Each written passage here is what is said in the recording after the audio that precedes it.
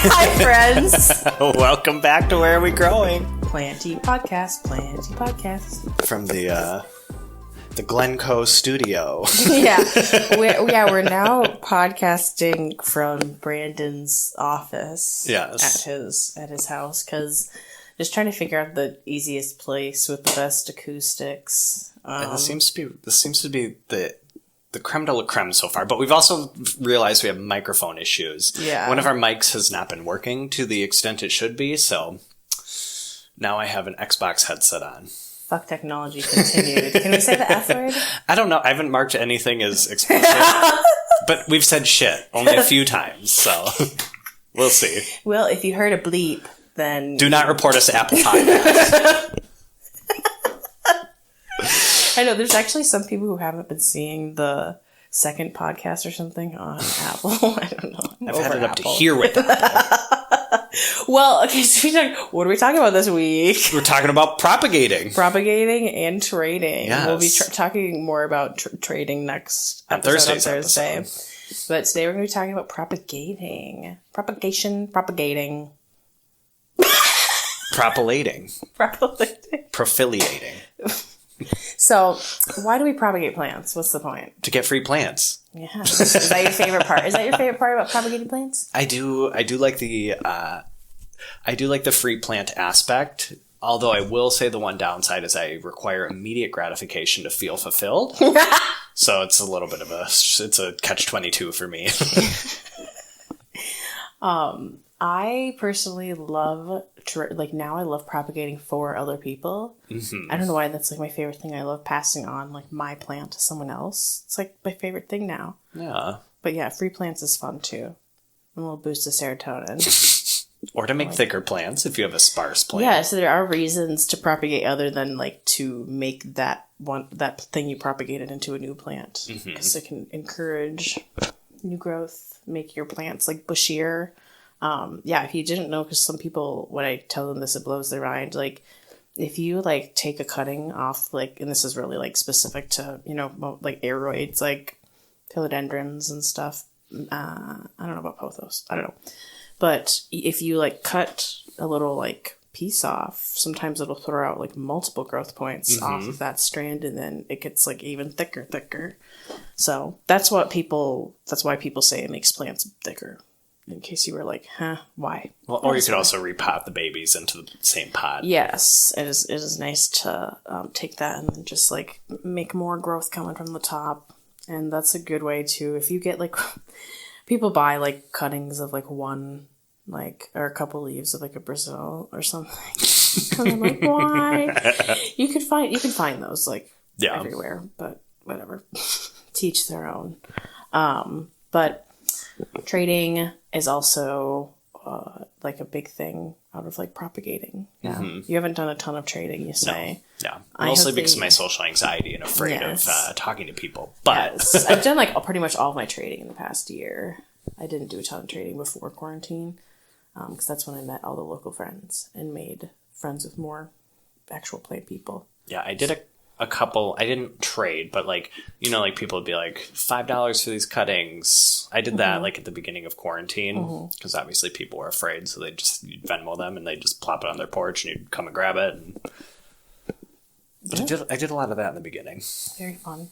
I like having my propagation specifically like go to people that I know so that I can get little updates on them. Spreading the wealth. And there's a little bit of a propagation fear that we sometimes have to get over. Yes. What makes you hesitant to chop something up? I just love all of my plants equally, and just in my mind, harming them or like harming their looks. Like it's hard. That it'll maybe look uglier when you chop it. Yeah. There are some plants that can look awfully stumpy and weird when you chop them. Some plants, when you have like a big, thick trailing plant, sometimes you can't tell. And sometimes it does backfire. Sometimes your worst fears come true. Like when I separated my Stromanthe, now it's my least favorite plant. Yeah. Well, I should say all 4 of them are my least favorite plants. Yeah, no, they all suck. We need to be thrown back together. Maybe that'll be a fun little outdoor project. Yeah, I've been seeing a lot of people's like giant plants. There's your ankle again. Yep, it's our third post. I think it's actually the 4th. But oh yeah, Cece, duh. Well, no, it's the 5th because Kaya and Cece, they're like the guest judge that go back and forth. Yes. The cat interruptions, endless cat interruptions. Okay, well, let's get into the kind of how-to of propagation and kind of dive into the different types, what to do, tips and tricks. Let's start with the different types. Like, most of the plants that I'm propagating are by, like, cutting them, snip and, root them in, a certain substrate that we'll get to. But there are plants that you like either divide like at a rhizome or you just have to like separate, like Big Bird of Paradise. That Big Bird of Paradise I have, I don't know how I would split it up other than just like take the separate plants that are inside of it. Yeah, because my Stromanthex, it doesn't have a rhizome. It's just kind of like this, I don't know. It's like a clump of stuff. I don't know. I should probably look into it, but I don't really have that many plants that require that, so it's really, I just, whatever. But basically, I just had to, like, bite the bullet and just, like, cut it into pieces and be like, whatever. This seems very wrong, but... Just split up the roots. Like, you get some root clumps, you get some roots. Yep. You're just like, okay, well, it seems like there's some attached here and some attached there. Just rip them apart. Yeah. What's your favorite way to propagate them? Because I know a lot of people are a big fan of water. That's like, if you're new to propagation, I guess I would suggest that first. Water is definitely an easy go-to, especially when you have basic plants. But I've found that the perfect balance of ease and lack of work is moss. I love moss. Like, it doesn't dry out too quick. And it lets you know when it's dry. Oh, yeah. That's the downside to perlite. You don't know when it's dry unless you're getting all up in there. If you keep your moss in like a little dome thing or like have a separate wet reservoir under it, it will keep it like moist on its own kind of. And then you don't actually have to like wet the moss. It stays consistently moist. It's great. You can build up algae a little bit faster if you like don't, give it room to breathe. But, yeah, moss is boss. I did have some wet moss in a bucket got mold the other day. It's like I should have taken care of it, and I just was like, I'll just leave it. And we're talking about sphagnum moss, BT dubs. Sphagnum moss is what people traditionally use for their plants. I've just been going to the woods and peeling moss off trees. Oh, really? I think people get mad about that. I think that there are moss police. Lichen police. What? Lichen is different than moss. I don't know what the specifics are, but lichen grows very slowly and it doesn't like recover very well and it only grows in certain conditions. Lichen's like, okay, so like moss is more fluffy, like when it's more crispy looking, like it looks like kind of hard and wavy, like a crab ragoon. Okay. Like ramen in the nature. I'm picturing like a ramen slice. Ramen chunk. I don't really know how to describe it. Look up a picture of it. Hello. Okay. There's a we don't usually have this luxury of having a computer next to us. Yes. Lichen. I thought you were trying to say leca. This is exactly what I'm trying to describe. Okay, yes. The stuff on the trees. Yes. Yeah, it's the gunk on the trees, basically. So people peel that off and use it for what? Terrariums. Oh, get out. Whatever. I don't know. What would you use lichen for? I'm not really sure. What are the, we're getting into onto a tangent. What's the rules for, foraging for moss?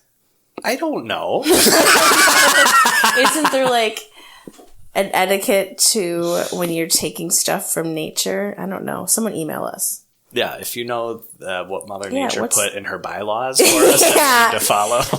What are the environmentalists saying about it? I don't really. I mean, other than the other day when I went to look for stuff for my terrarium, just got some sticks. I'm not. Yeah, I don't tend to forage very often. Yeah, I don't. Well, and also there's little. All I think about is the TikToks I see where people take a little bit of water that was in moss and look for little bear sea bears or something. You know what I'm talking about? Can you Google sea bear? Sea bear in under a microscope or something. Oh, those little things they have Oh my god! you guys, the first thing that came, I'm losing my mind. That the sea bear from SpongeBob is what I'm staring at. No, it's the this thing. bear. Okay, I know what you're talking about. This thing. That. Oh my god. The tardigrade. The sea bear. It's the water bear. That's what they're called. Water bear. That's a sea bear that you have to like draw a circle around yourself to protect you from it. Anyways, I guess that those are the things that you can find in moss outside. But the moss that we're talking about for plants is New Zealand sphagnum moss, usually. New Zealand, if you can find it. If not, Or you get the stuff with sticks and normal grass in it, like sticks we and do. crap. I just cracked my ankle. Crack club. It's not that kind of crack. Oh my God. Or the other kind of crack. Ankle cracks. Wait. I don't know what other type of crack you're talking about. I was thinking like butt cracks. Oh my god. This episode's really taking a left turn. Hope you guys enjoy this. Oh, happy Monday if you're listening at the beginning when this comes out. Hope you're having a great week. Anyways, besides moss or lichen or water bear homes, what do you use for propagations? I've dabbled in perlite, but I moved on to moss from that pretty quickly. I do propagate some things in actual leca, which if you're unsure what that is, it is lightweight expanded clay aggregate. Yeah, that's what it is. Mm-hmm. I just pulled that out of my brain like on autopilot. That's why I had that unsure look on my face. That was like, where are we going with this, brain? Came through. But what I'm not a big fan of is actually propagating things straight into soil. That's something I almost never do. Trade scantias I do in pure soil. I feel like it does work the best for them. And then those elephant tears or whatever, I don't know, whatever my aunt sent me from Arizona. I guess I'll do succulents. Right, yeah, they worked in soil, but I found that the one I put in water as a test probably is way better than like the one in water is growing new growth. Those ones are just kind of like recovering. I guess I do. I guess technically I would call it a little bit of like propagation technique, but when I'm doing my like string of hearts and I want to make them more full, I'll like wrap them around the soil and pin them down. Mm-hmm. Getting those nodes touching. Yeah, those nodes will root and often push out new growth from that node, and it's a whole new thing. Speaking of nodes, what is your opinion on rooting powder? I have some, but I always forget to use it. Same, I never use it. Yeah. And when I do use it, I don't notice any difference from when I don't. Mm-hmm. Like, I think if you have it, go ahead and use it. If you have a normal brain that can remember things unlike us, like, mm-hmm. Mine's just in my corner of my cabinet. It's out of sight, out of mind. I'll never touch it. Rooting powder, who? Yeah, mine's like in my plant shelf cabinet that has all the crap I never use. It's probably sitting in the back. Yeah. I don't feel the need to use it. I forget, have you tried cakey cloning paste? I haven't. Everyone says I need to. It's just $16. I don't like. It won't give me any instant gratification buying it. You know, like I know Amazon will get it to me in 2 days, but you know, it's just one of those things where you're like, don't fix it if it's not broken. Yeah. Which I probably should have used it on my elbow, but again, then I would have been afraid it would have killed off a leaf or the roots would have stopped growing. Yeah, it did it on its own. But what's nice about it though is it kind of encourages, like I've found when you're not propagating anything and you just like notice that there's little growth points somewhere that could be new growth. It's just kind of like, hey. I don't know how it would work on a Nepenthes, but there is a new growth point underneath every leaf. What the heck? And the only way to activate it usually is by cutting. And like one of mine, like 2 points have activated, so there's 2 new leaves breaking off. Yeah, propagating Nepenthes, which if you don't know what that is, it's like a pitcher plant, carnivorous plant. That scares me. I don't think I'll be doing that. I just did it on my first trade. Yeah, on your first trade? Oh my god, was that your actually like first trade? Yeah, like real trade. Cute. Like where we like organized it. And like, yeah, and it was like, what should we do? Mm-hmm. What should we trade? Yes. Yeah, we'll be talking about trading in the next one. If you are looking to propagate a nepenthes, you cut them like you would a pothos or a philodendron in between the leaf nodes, but you have to chop off most of the leaf because it'll spend all of its energy photosynthesizing, and then it won't grow roots. Interesting. I love that. So you got to wait till the next leaf comes out to have a leaf. Oh. Interesting. But you don't want to cut all of it off because it needs a little photosynthesis. Yeah, we need a little bit of plant to make a new plant. And then one thing we didn't touch on with water is I think people often forget to change out their water. Oh yeah, I'm very guilty. I've killed so many cuttings. And if you're propagating something in perlite that's like in just a jar, you also need to take that out and rinse it. Yeah, it can get icky and smelly and yuck. Yeah. Be careful. I did film a video on how to sanitize perlite, and then I forgot it existed, and I think it's somewhere in my phone. I should look into that. Just look at you're like, oh, that reminds me. It brings you back. See, that's my issue with not recording in TikTok, is then I record them. If I don't immediately make them and post them, they've just disappeared. There's hundreds just chilling in my phone, just like little sections of videos. Just castaways. We are castaways. Oh my goodness. Let's clarify top versus mid cuttings, because I think that you're playing different games with these.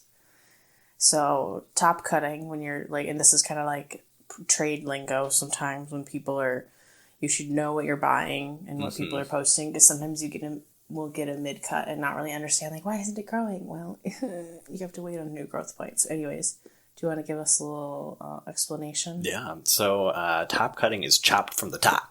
Right from the top. Bop your way right to the top. Freshest growth there is. Freshest growth on the plant. But yeah, so you only have one cut point, where like a mid cutting you'd have two usually. And I don't necessarily know the plant biology where like a top cutting, like the specific reason they grow quicker. It really doesn't make sense in my brain. Someone explained it to me, and it just kind of like short-circuited. I was like, well, it's not as established. It should. Yeah. So I think it's like the top cutting, it already has like new growth coming out, right? So it just needs to focus on putting out new roots, and then boom, it's like on its way, right? But then a mid cutting needs to not only grow roots, but it needs to create then a whole new growth point. Sometimes it's doing it like simultaneously, but the faster it roots, or like the more roots you have, the quicker that growth point's gonna pop out, and then it basically starts a whole new section of growth. So sometimes when you're buying a cutting from someone, or you're, propagating for yourself, you want to know like the process of like what's gonna happen, what to expect, how long you're gonna have to wait. Yeah, because and some things are like easier to root than others. I have a friend who really prefers to not have top cuttings because, often when they're sent in the mail, they can not do well or something. Like if there's like a brand new leaf coming out, that's why like I wait. Sensitive. Yeah, that's why I wait to cut certain things until like the newest, freshest growth has like hardened off and it hasn't started on the new stuff yet, and I can just like then I can disrupt it, and I'm not gonna piss it off too much. But yeah. So, top versus mid cuttings, that's what people mean when they're talking about that. But a lot of people ask this question a lot. How do you know when to pot your plants after you're propagating? In my experience, wait as long as you humanly can. Oh, yeah. Don't be in a rush. However, I did propagate some Monstera deliciosa, which things can sit in water for a while, right? They can push out a whole new leaf and harden off, right? But then after that, I feel like that's a good time to like put it in some soil, because I found that I had these this really nice Monstera cut, and like it was starting to fenestrate, like a couple fenestrations on each leaf. Like it was like not insanely mature, but it's not a baby, and it puts out a whole new leaf in water, and it sits in this water for months. It's probably like 6 months, maybe 7. I don't know. And then it's like slowly starts to push out a new leaf, but because it's not getting any nutrients, it's been sitting in water. Like I change the water sometimes, but it's not getting any nutrients. And then it's like, okay, I guess I'm going to continue to grow because I have roots, but I have no food. So eventually you got to pot it up. But I think people, I don't know, I'm not in any hurry. Everyone's like, when can I pot it up? I think a good rule of thumb is when you get third tier roots. So like you got the main root, then it splits off, then it splits off again. Once you get that third split, then you're pretty good in the clear. Yeah. And usually like, I don't know, I kind of eyeball like if those roots like proportional to the plant, you know what I mean? Then it's probably a good time to pot it up a few inches, depending on how big your like plant is that you're propagating. Like a couple inches of roots are like a lot for some plants and obviously not a lot for others, but yeah, looking for those like secondary third roots. And I feel like if you have questions about repot, like when to plant a specific type of plant, look up propagation videos of that type of plant on YouTube. If they're a big person, chances are the plant they'll be potting will be like a good example of when and what to look for. Absolutely. I usually like to remind people that you have to keep in mind like the moisture level that propagation was getting when going into soil. That's something I struggle with. So when you're like, for example, water to soil is I think the best example I can think of. It's like getting constant moisture sitting in that water, and then people put it in the soil, and I'm guilty of this all the time. You let that soil dry out because that is maybe what you're used to. It's what you'll do with like a mature plant. Normal plant. But this plant is sitting in there with water roots, no moisture anymore. It can like pretty easily dry out, and those roots can die off, and it's like oopsies. I forget all the time. Yeah, so you got to have a couple Marantas that are like that right now. Yeah, so that's why you got to like acclimate your plant kind of to that soil. Which is why some people prefer to just propagate their plants right in soil, but I don't like to. They're like they just want to skip the in between step. But I'm like I need to see what's going on. Yeah, I'm nosy. We're too into our plants. Yeah. When I propagate things in soil, I find myself digging it every 2 days to see what's going on. So, what are you currently propagating right now, Brandon? Well, I just went into a propagating spree the other day. I didn't have too much going on. You went chop happy? Okay, so I had going some Cebu Blue Pothos, some Micans. I always have Marantas propagating, so they're just so easy. I need some lemon limes, so if you want to toss some my way. I just have a little baby. I just planted 2, and like I said, they're the ones that are struggling because I didn't water them again right away, and so they're like, they yellowed off. I'm like, oh god. I'm sure they'll recover, but... what else do I have right now? I have some Adansonii. I have some Dark Lord Philodendron. What are you having them all propagating in? Pretty much all of them are moss. And you have them? Do you have those in your little tray thing? Yeah, we want to talk about that setup. Oh yeah, so kind of to create some humidity. I have 3 places of propagating right now, just on my shelves under a grow light and moss. I have a couple propagating in my IKEA cabinet in perlite, and then I have a lot I have a little seedling tent that I have over a heat mat, which I do have them all in moss, which helps activate the root growth with the heat, which is really great. I love it in there because it does work super well. They root like crazy. But it's, again, out of sight, out of mind. I tend to not water them enough, and then the moss dries next out. To your bed. I have to lift a thing to get to it. There's a barrier. Yeah, there's a barrier to entry. I was like, it is next to your bed. So I have to remember to actually lift and then it gets water everywhere, so I don't like lifting the lid. It's just a hassle. Yeah, so I have a lot growing in there, and I find that works super well if you have the drive to check on it every day. So, so that's that little setup. And then I would say my favorite propagations I have is I have a Melanol Chrysum and a Monstera Stadliana Elbow. Those 2 are in my little IKEA cabinet. Those I'm excited for. They're getting good roots. Yay. I'm glad your Stadliana made it. Same. Did your other one not? Because did you kill one off? Yeah, it's still... so I got a 3-leaf cutting. And I was like, okay, I could... And it was starting to grow roots on on both nodes. So I was like, oh my god, I'll just split this. It'll be totally fine. And so I cut them, and then Nicole was coming over that day, and I don't remember we were recording. Podcasting or something? I don't know. But basically it's like I was waiting for them to callus over, so I should have just like for an hour waited and then quick put them in water even or anything, but I didn't. And you should let them dry out. And one of them dried out completely. So, whoops. Starting from scratch. What do you got going on at home? I gotta think. I always have a lot of stuff in moss, but what do I actually have propagating? I have some Cebu blue as well. A bunch of ones that you gave me. Because I'm trying to compile my own little pots. But those are actually rooting now, and they're looking fabulous. You have the string of pearls growing good roots in water. Oh yeah, I do have. Yeah, which I did copy, and I have some, but they are growing roots very slowly. Oh my god! The cord just rubbed against my leg, and I had a freak out. Thought there was a ghost. I don't know. Some phantom animal trying to claw me. I'm losing my mind. What the heck are we talking about? Propagations you have going on. Yeah, your string of pearls.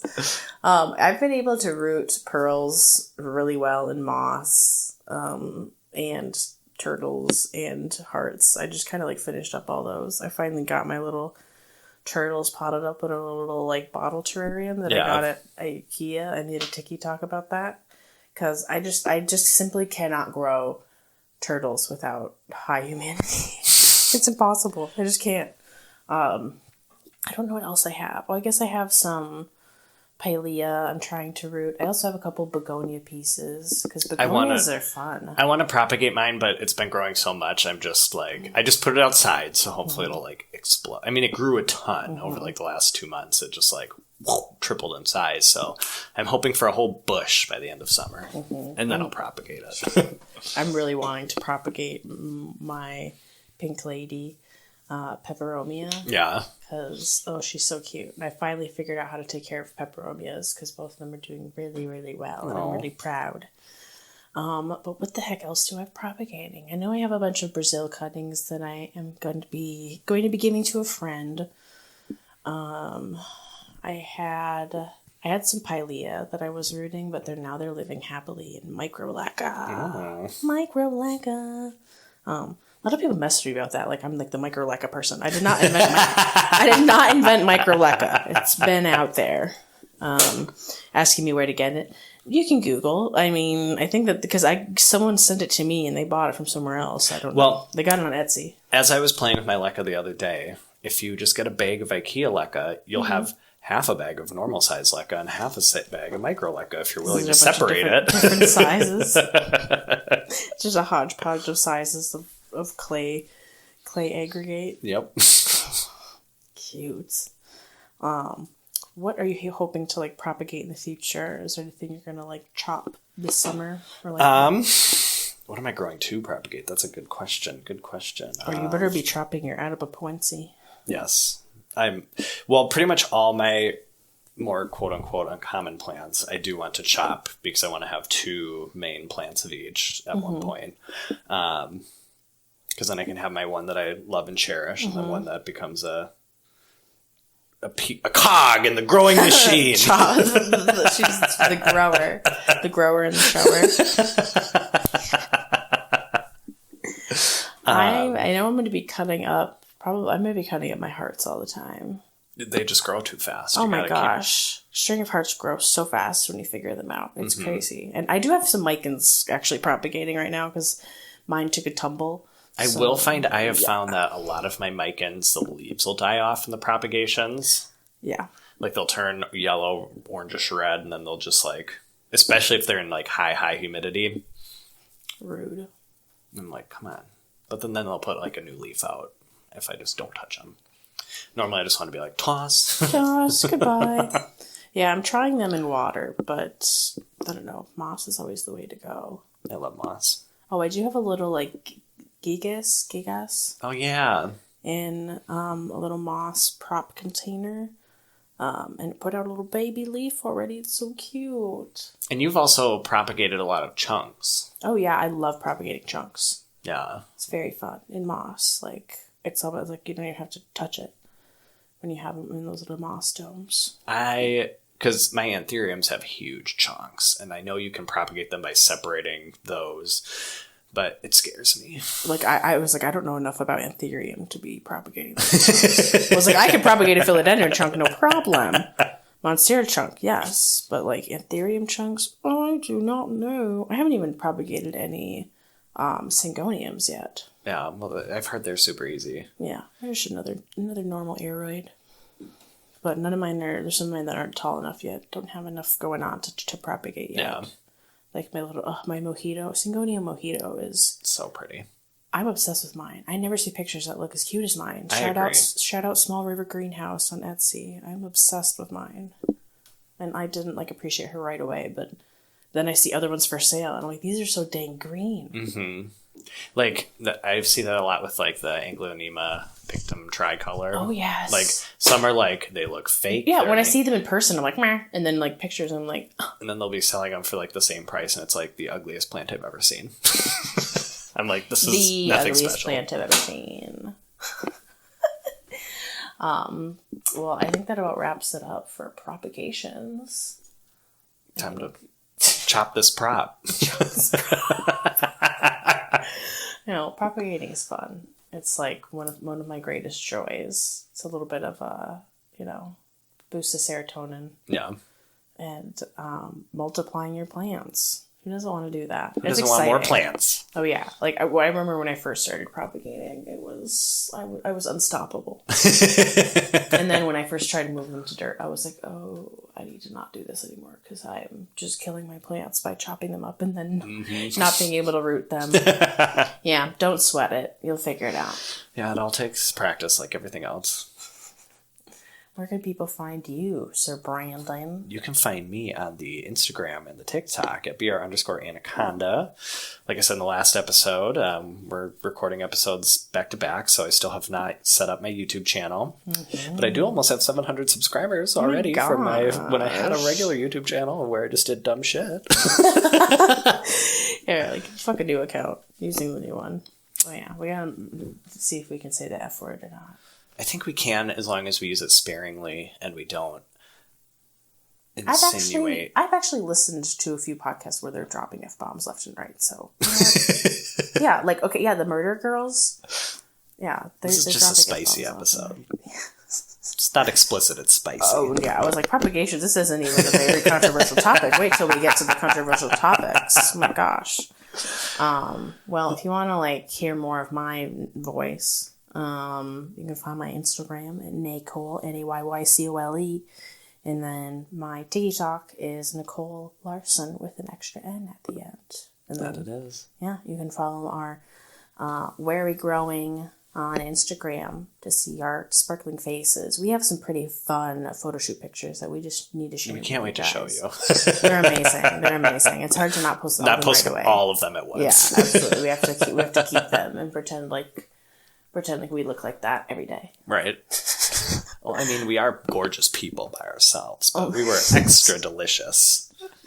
And then you guys can also send us an email, por favor, at wherewegrowing@gmail.com. Yep. And give us a rating or whatever on Apple. 5-star review on Apple. Oh my God. I realized we were going to read some and we never did, but let's pull it up and let's read one. Let's read some reviews. Okay. Yeah. Let's see. Yeah. Oh my gosh. Okay, here we go. Oh, we have 16 ratings. 16? All 5 stars. Oh my gosh, you guys are so cute. Okay. Let's read the first one. It's by We the Tyler. He or she, I guess Tyler can be both. Posted this. They posted this on Saturday. Love this, it says. So happy I finally got to listen. You guys are too funny and I can't wait to listen more. Sparkle emoji, plant in a terracotta pot emoji.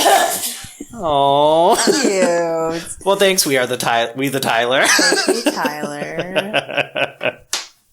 But yeah, we'll catch you next week for trading. Well, not like next week. Next. We'll see you in 3 days. See you Thursday. I hope you have a fabulous week. You look great today. We can't see you, but you look fabulous. You look fabulous. You look radiant. Yeah, you're glowing. Oh my gosh. Look at you. You've grown so much since the last time we talked. Love you. Bye, guys. Bye.